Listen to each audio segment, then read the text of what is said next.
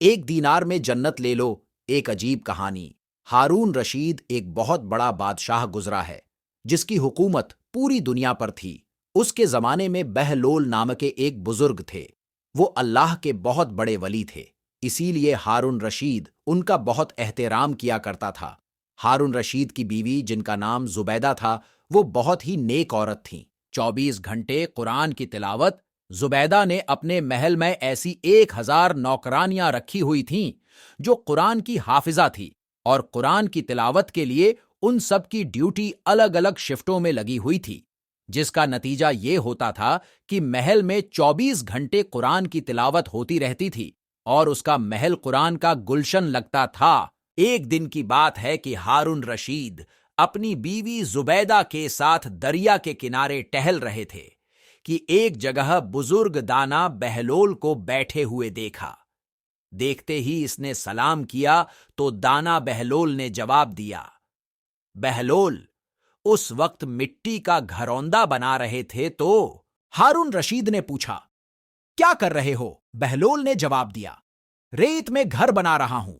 ہارون رشید نے پوچھا، کس کے لیے بنا رہے ہو؟ بہلول نے جواب دیا، جو اس گھر کو خریدے گا میں اس کے لیے دعا کروں گا کہ اللہ تعالیٰ اس کو جنت میں گھر عطا فرمائے۔ ہارون رشید نے پوچھا، اس گھر کی کیا قیمت ہے؟ بہلول نے جواب دیا، صرف 1 دینار۔ ہارون رشید نے سوچا، یہ ایک دیوانہ ہے، جانے کیا بڑبڑا رہا ہے، اس لیے اس بات پر دھیان نہیں دیا اور وہ آگے بڑھ گیا۔ اس کے پیچھے زبیدہ خاتون آئیں۔ انہوں نے بھی سلام کر کے یہی سوالات پوچھے، کیا کر رہے ہو؟ کس کے لیے بنا رہے ہو؟ تو بہلول نے پھر وہی جواب ان کو بھی دیا کہ جو اس گھر کو خریدے گا میں اس کے لیے دعا کروں گا کہ اللہ تعالیٰ اس کو جنت میں گھر عطا فرمائے۔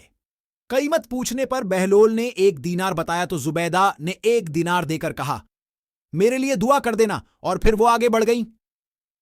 جنت میں زبیدہ کا محل۔ رات کو جب ہارون رشید سویا تو اس نے خواب میں جنت کے حسین منظر دیکھے، خوبصورت جھرنے، ہرے بھرے باغ اور اونچے اونچے خوشنما محل بھی تھے، اور ان محلوں میں ایک محل ایسا بھی تھا جس پر زبیدہ کا نام لکھا ہوا تھا۔ ہارون رشید نے سوچا کہ میں دیکھوں تو صحیح میری بیوی کا گھر کیسا ہے، لیکن اس سے پہلے کہ محل میں داخل ہوتا، محل کے ایک چوکیدار نے اسے روک لیا۔ ہارون رشید نے کہا، اس محل پر میری بیوی کا نام لکھا ہے، یہ میری بیوی کا ہے، اس لیے مجھے اندر جانا ہے۔ چوکیدار نے کہا، نہیں، یہاں کا قانون الگ ہے، یہاں جس کا نام ہوتا ہے اسی کو اندر جانے کی اجازت ہوتی ہے، اس کے علاوہ کسی اور کو نہیں۔ جب چوکیدار نے ہارون رشید کو پیچھے دھکا دیا تو ہارون رشید کی نیند کھل گئی۔ جاگنے پر اسے یقین ہو گیا کہ بہلول کی دعا زبیدہ کے حق میں قبول ہو گئی، اور خود پر افسوس کرنے لگا کہ میں بھی اپنے لیے ایک گھر خرید لیتا تو کتنا اچھا ہوتا۔ وہ ساری رات اسی افسوس میں کروٹیں بدلتا رہا۔ صبح آنکھ کھلی تو اس نے سوچا کہ آج ضرور میں دریا کے کنارے جاؤں گا اور بہلول سے دعا کروا کے اپنے لیے جنت میں ایک مکان ضرور خریدوں گا۔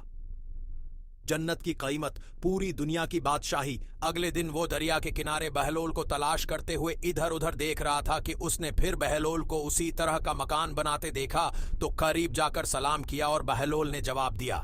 اس کے بعد پھر وہی سوالات شروع ہو گئے۔ ہارون رشید نے پوچھا، کیا کر رہے ہو؟ بہلول نے جواب دیا، ریت میں گھر بنا رہا ہوں۔ ہارون رشید نے پوچھا، کس کے لیے بنا رہے ہو؟ بہلول نے جواب دیا، جو اس گھر کو خریدے گا میں اس کے لیے دعا کروں گا کہ اللہ تعالیٰ اس کو جنت میں گھر عطا فرمائے۔ ہارون رشید نے پوچھا، اس گھر کی کیا قیمت ہے؟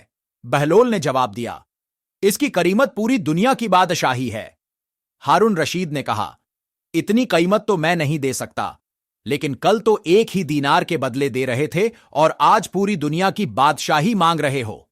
بہلول نے کہا، بادشاہ سلامت، کل بن دیکھے معاملہ تھا اور آج دیکھا ہوا معاملہ ہے۔ کل بن دیکھے سودا تھا، اس لیے سستا مل رہا تھا، اور آج چونکہ جنت دیکھ آئے ہو اس لیے اب اس کی قیمت زیادہ دینی پڑے گی۔ ہماری مثال ایسی ہی ہے کہ آج ہم نے اللہ اور اس کے رسول کو بن دیکھے مانا تھا، اس لیے جنت بڑی سستی ہے، لیکن جب موت کے وقت کی آخرت کی نشانیاں دیکھ لیں گے تو پھر اس کے بعد اس کی قیمت ادا نہیں کر سکیں گے۔ اللہ تعالیٰ ہم کو صحیح راستے پر چلنے کی توفیق عطا فرمائے، آمین۔